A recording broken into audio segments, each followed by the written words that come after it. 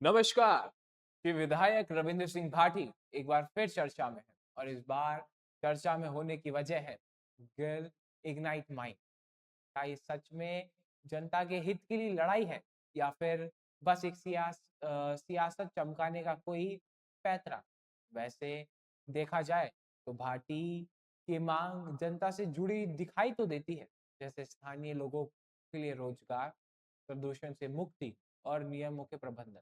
पर जब इस मामले को गहराई से पढ़ते हैं तो ये मामला कुछ अलग ही निकल कर आता है। जब माइन की जमीन लीज पर सरकारी कंपनी RSMML यानी Rajasthan state mine and minerals limited के पास है, तो पता चलता है कि भाटी की लड़ाई सरकार से नहीं बल्कि वहां काम कर रही निजी कंपनियों से। कुछ राजनीतिक विशेषज्ञों का तो ये भी कहना है कि यह मामला व्यक्तिगत है और जातिगत समीकरणों से प्रेरित है। साथ ही जो वहां पे निजी कंपनियां हैं, उनके जो वरिष्ठ अधिकारी हैं, उन्होंने एक गंभीर आरोप लगाया है स्थानीयों पर कि उन्हें काम नहीं करने दिया जा रहा। साथ ही जो कंपनी के कर्मचारी हैं, उन पर एक तरीके से दबाव बनाया जा रहा है और हमले किए जा रहे हैं, जिससे काम नहीं हो पा रहा। इसी वजह से कंपनी ने एक एफआईआर भी दर्ज कराई। अब यहीं से मुद्दा स्टार्ट होता है। इसी एफआईआर को वापस लेने या फिर रद्द कराने के लिए रविंद्र सिंह भाटी एक तरीके से धरने पर, और आज तो उन्होंने खुद के ऊपर पेट्रोल भी डाल दिया। तो यहाँ से एक सवाल निकल कर आता है कि क्या जनप्रतिनिधि को इस तरह की चीजें करना शोभा देता है, या फिर ये कहें कि क्या कानूनी रूप से ये सही है? अगर किसी माइन का टेंडर किसी कंपनी के पास है और अगर वो सरकारी कंपनी है, पर वो निजी कंपनी को लीज पर दे दी गई है, तो क्या वहां पर एक तरीके से ये कहा जाए कि एक तरीके से एफआईआर रद्द कराने की मांग करना और साथ ही में सरकार के ऊपर ये दबाव बनाना, या फिर सरकार को एक तरफ के लिए साइडलाइन भी कर दिया जाए, तो एक तरीके से प्रशासन पर, ब्यूरोक्रेसी पर ये दबाव बनाना कि वह कंपनी पर इस तरह का जोर आजमाइश की जाए, जनता को खुद के साथ इकट्ठा कर कर एक थोड़ा सा प्रेशराइज किया जाए, जिससे कंपनी वो एफआईआर वापस ले ले। पर सबसे बड़ी बात यहाँ ये निकल कर आती है कि रविंद्र सिंह भाटी खुद युवा नेता है और ये माइंस न जाने कितने युवाओं को रोजगार दे रही थी, कितने घरों का चूल्हा इसकी वजह से जल रहा था। वहां पर जो स्थानीय इस माइन में काम कर रहे थे, उन्हें उनके जीविका का माध्यम थी ये माइन। पर इस तरह के प्रदर्शन करना, खुद को युवा नेता बताते हुए इस तरह की चीजों को आगे बढ़ाना, ये किस हद तक सही है? रविंद्र सिंह भाटी एक जिम्मेदार नेता की छवि रखा करते थे, पर अब धीरे धीरे कहीं ना कहीं वह अपनी छवि को लगातार धूमिल कर रहे। उनसे इन मामलों में सहयोग की उम्मीद की जाती थी। जहां तक है, डेवलपमेंट के बीच में कभी बाधा नहीं बने रविंद्र सिंह भाटी, पर पिछले कुछ समय से, चाहे फिर वो खेजड़ी आंदोलन हो, चाहे ओरन बचाव हो, और अब ये मुद्दा, लगातार सरकारी प्रोजेक्ट्स और निजी कंपनियों को काम करने से रविंद्र सिंह भाटी रोक रहे हैं अपने क्षेत्र में।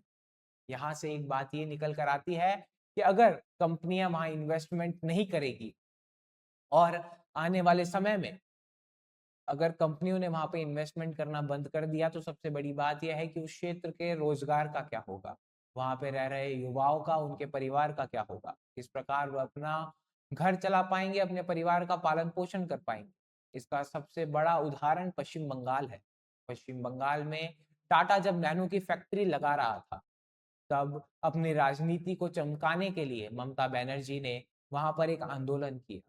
पर हमने देखा कि उस आंदोलन का कितना बड़ा प्रभाव पड़ा और टाटा वो अपनी फैक्ट्री नहीं लगा पाया, जिससे कुछ समय के लिए तो भले ही वहां पर चीजें नॉर्मल रही हो, पर उस क्षेत्र की जो छवि थी वह औद्योगिकरण में कहीं ना कहीं धूमिल पड़ती दिखाई दी। वहां पर इन्वेस्टमेंट की गति बिल्कुल धीमी पड़ गई। सबसे बड़ी बात यहाँ ये निकल कर आई, पश्चिम बंगाल में कोई कंपनी जाना पसंद नहीं करती थी। वहां पर निजी कंपनियों ने अपना जो इन्वेस्टमेंट था वो वापस लेना शुरू कर दिया। जो कंपनियां वहां काम कर रही थी, उन्होंने अपना काम बंद कर दिया। बिल्कुल वहां पर जिस प्रकार से जो रोजगार मिल रहा है जिन लोगों को, जिस हिसाब से जनता वहां पे काम कर रही है, जिस हिसाब से वहां पर जो लोग फैक्ट्री में काम कर रहे हैं, कर्मचारी काम कर रहे हैं, उन पे बिल्कुल उनके अगर उनको किसी भी तरह की समस्या है तो उन्हें सरकार से बात करनी चाहिए या फिर खुद के लेवल पे चीजों को ठीक करने का प्रयास करना चाहिए, ना कि इस तरह की चीजें करके एक तरीके से अपनी विधानसभा बाड़मेर जो डिस्ट्रिक्ट है, जिला है, उसकी छवि को खराब करना चाहिए। राजस्थान एक ऐसी जगह है जहां पर अभी इन्वेस्टमेंट्स आ रहे हैं। हमने देखा किस प्रकार से कंपनियां इंटरेस्ट दिखा रही है। आने वाले समय में शायद राजस्थान एक तरीके से इंडस्ट्रियल हब इंडिया का बनकर उभर सकता है। पर ऐसे में जब हम ऐसी चीजें देखते हैं तो शायद कहीं ना कहीं जो राज्य की औद्योगिक छवि है वह कहीं ना कहीं धूमिल होती हमें दिखाई देती है। आने वाले समय में अगर कंपनियां अपना मुंह मोड़ लेती है राजस्थान से तो इसकी जिम्मेदारी क्या रविंद्र सिंह भाटी लेने वाले हैं? अगर आने वाले समय में लोगों को रोजगार नहीं मिलता तो उनके परिवार के पालन पोषण की जिम्मेदारी क्या रविंद्र सिंह भाटी लेने वाले हैं? सबसे बड़ी बात यहाँ ये निकल कर आती है, भले ही मुद्दा कुछ भी रहा हो, पर यहाँ पर जो चीज जिस हिसाब से की गई वो उसका तरीका कहीं ना कहीं गलत हो सकता है। और जहां तक जो जनता कह रही है, क्योंकि बहुत से लोग अभी भी राजस्थान में इस तरह के प्रदर्शन को सही नहीं मानते हैं। आज भी लोग कानून व्यवस्था पर विश्वास रखते हैं और मुझे लगता है कि अगर रविंद्र सिंह भाटी भी अब कहीं ना कहीं कानून व्यवस्था पर विश्वास बनाए रखते और खुद को एक प्रबल तरीके से पेश करते तो आने वाले समय में शायद उनकी मांगों को माना जाता। अगर वहां पर सचमुच में ऐसी गड़बड़ चल रही है तो उसे ठीक किया जाता। पर एक प्रतिष्ठित जनप्रतिनिधि से ऐसी चीजें देखना शायद कहीं ना कहीं जनता भी नहीं चाहेगी।